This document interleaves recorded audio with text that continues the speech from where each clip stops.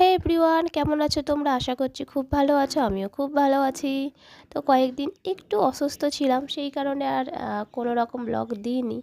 তো ফাইনালি আজকে একটু শরীরটা ঠিক আছে। তো আমার এই দুপুরের টাইমটা না, সপ্তাহে 3-4 দিন আমার থাকে সেলাই ক্লাস।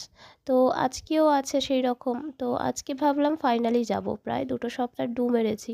মানে যাওয়ার ইচ্ছে করছিল না, শরীরটা ভালো লাগছিল না, আর সাথে প্রচণ্ড ঘুম পাচ্ছিল, নানানভাবে ক্লান্তি, জ্বর হয়েছিল, এই সমস্ত কারণে কীভাবে 2 সপ্তাহ বেরিয়ে গেছে। তো ফাইনালি আজকে আবারও শরীরটা একটু ঠিক আছে, ভাবছি তাহলে যাওয়া যাক। আর আমার এখান থেকে বেশি দূর নয়, মাত্র 5-7 মিনিটের রাস্তা।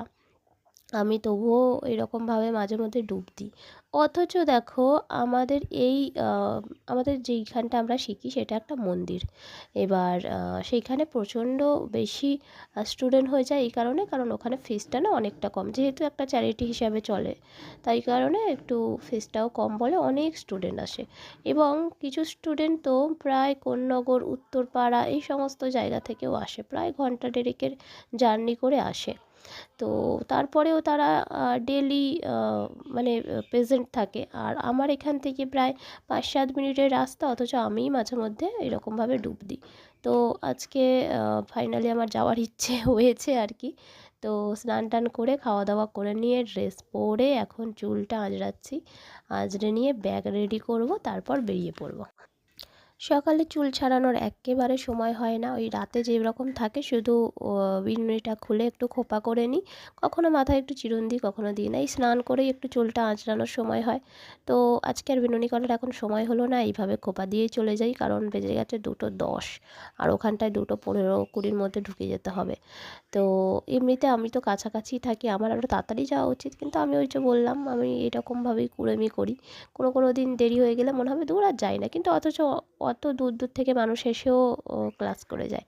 তো যাই হোক, আমার ডেলি ইউজের যে লিপ লাইনার, সেটাকেই আমি হালকা লিপ বাম হিসেবে আমি ভেজলিন দিয়ে তার উপরে আমি লিপ লাইনারটা দিয়ে দিলাম, হালকা একটু লালচে হলো। তো এই রকমভাবেই যখন কাছাকাছি যাই তখন এরকমভাবেই চালিয়ে দিই। আর কানের মধ্যে ওই যে একটা আমার ডেলি ইউজের, এটা দেখতে ঠিক মুক্তোর মতো টপটা, ওইটা আমি খুব পছন্দ করি। এই রকম ধরনের আমার ছোট বড় বেশ অনেকগুলো টপ আছে। তো এই রকম কানের টপগুলো আমি পরতে খুব পছন্দ করি। আর আমার টিপ ছিল না, টিপ মানে পাতা ছিল, সেটা শেষ হয়ে গেছে। আছে হয়তো, খুঁজলে পাওয়া যাবে। তো আমি আর এই সময়টা সময় পেলাম না, আমি তাড়াতাড়ি করে ওই যে সিঁদুর ছিল, লিকুইড সিঁদুর, সেটা দিয়ে একটু টিপ পরে নিলাম। নিয়ে চলো, আমার ব্যাগ নিয়ে নিয়েছি, আর বাইরে প্রচণ্ড রোদ, আমি ছাতা নিয়ে নিলাম। বাইরে গিয়ে ছাতাটা খাটিয়ে নিই, নিয়ে চলে যাই চলো।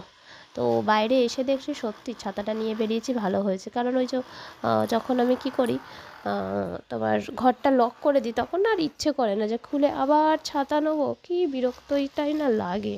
তো যাই হোক, বাইরে এসে দেখলাম ছাতাটা নিয়ে বেরিয়েছি, বেশ ভালো হয়েছে। আর এই সময়টা রোদের কারণে বাইরে খুব একটা লোকজন থাকে না। আর তোমরা দেখলেই বুঝতে পারবে, মানে কথা বলতে বলতে আমি পৌঁছে যাব। খুব বেশি দূর নয়, বুঝলে, হাঁটতে হাঁটতেই যেন পৌঁছে যাব। মানে কথা বলতে বলতে তোমাদের সাথে কখন যে পৌঁছে গেছি তোমরা বুঝতে পারবে না।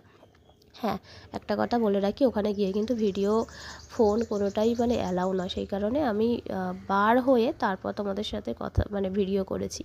এইটা 4টের সময় আমাদের ক্লাস শেষ হয়েছে, আমি তখন বার হয়ে তোমাদের সাথে কথা বলার জন্য মানে ব্লগটা তখন আবার স্টার্ট করেছি। তো ওইখানটা যেহেতু মন্দির, ওটা মা সারদা মায়ের মন্দির যেখানে ক্লাসটা হয়, তো সেই কারণে ওখানটায় ফোন অ্যালাউ নয়। বাড়িতে ঢুকলাম, ঢুকে হাত মুখ ধুলাম। এই দেখো, বুঝতেই পারছো কারেন্ট গেছে। শুভ বলে সবাই বালিশটা এই যে রেখেছি, গেছে কারেন্ট। আজকে সারাদিনে প্রায় সকাল থেকে সকাল যখন ঘুম ভেঙেছে তখনও কারেন্ট চলে গিয়েছিল। আমাদের একটা ছোট্ট ফ্যান আছে, এই যে এই ফ্যানটা বহু বছরের, খুব সুন্দর হাওয়া দেয়। তো এইটাকে এখন আপাতত মাথার কাছে রেখে শোয়ার চেষ্টা করি।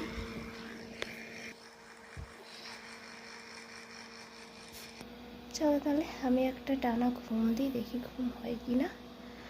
দেখা হচ্ছে তোমাদের সাথে আবারও পরে। Tata, good night.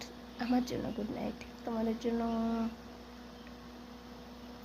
তো টাটা, সবাই খুব ভালো দেখো। পরের ভিডিও খুব তাড়াতাড়ি আসছে। তো আজকের জন্য টাটা, দেখা হচ্ছে পরবর্তী ব্লগে।